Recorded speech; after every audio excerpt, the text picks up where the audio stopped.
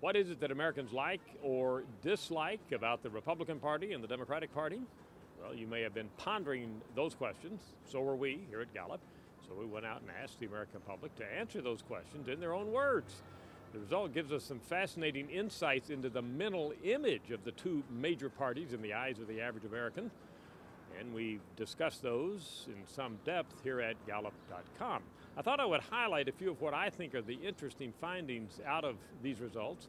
One is that the Republican Party actually has problems in both directions, according to the American public. Now, the reason I say that is there's been a lot of discussion about whether the Republicans should retool themselves after losing the presidential election last fall. Well, what we find is that one significant complaint or dislike about the Republican Party is that it is too inflexible. That is, Republicans don't change their mind enough. Notice there in front of you, that's 21% of all dislikes. However, 9%, a not insignificant number, say their biggest issue with the Republican Party is that it changes too quickly, too quick to compromise. And this is kind of exemplary of the problem that's going on in the Republican Party now. Some people, particularly conservatives or Tea Party type Republicans, say let's not compromise, let's stick to principles, whereas others, moderates and others that are looking to broaden the base, say we have to be willing to compromise more. Well, you see the views of the party actually cut both ways. Another point that I think is very interesting is that Republicans are more critical of themselves in general than are Democrats.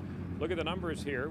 When we asked Republicans to criticize their own party, we had just 19% who said nothing and another 14% who said no opinion.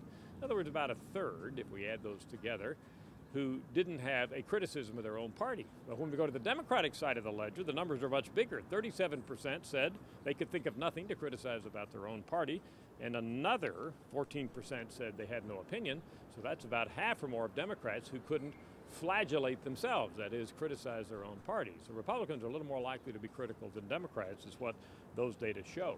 Now, what is it that Republicans are critical about on their own party? Well, the top two answers are right there in front of you, being inflexible. Over a quarter of Republicans say that's the biggest problem with their party, but 14%, as I exemplified to you before, say the biggest problem with their party is they don't stand up for their principles. So again, you've got this kind of bifurcation within the party, looking at it both ways. We compromise not enough, or we compromise too quickly. What is it the Democrats who have an opinion, negative opinion about their own party say when they criticize their own party? Well, you can see the answer there, spending too much. That is, the Democratic Party advocates too much spending, and then some answers that have to do with being inflexible or bad leadership or focusing too much on entitlements, but those are fairly small percents, as you can see there.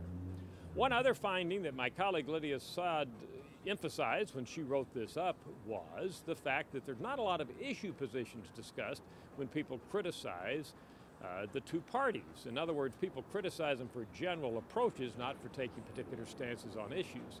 Now, if you want to find the issues that are there, look here in front of you. For the Republicans, what are the issues that show up? Well, Americans say things relating to debt and gun policies and lowering taxes and abortion. These are things that people like about the Republican Party, but they're fairly low percentages.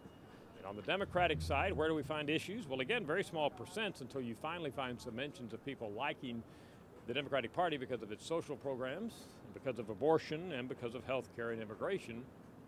But again, those are very small percents. So a final takeaway, as I've emphasized here, is that the images of the parties are built more around their approach to governing and their approach to one another, and some broader things like for the common person and diversity and so forth, rather than having images built around specific positions on issues. Again, for a full explication of these fascinating data, go to Gallup.com. I'm Dr. Frank Newport, Gallup Editor-in-Chief.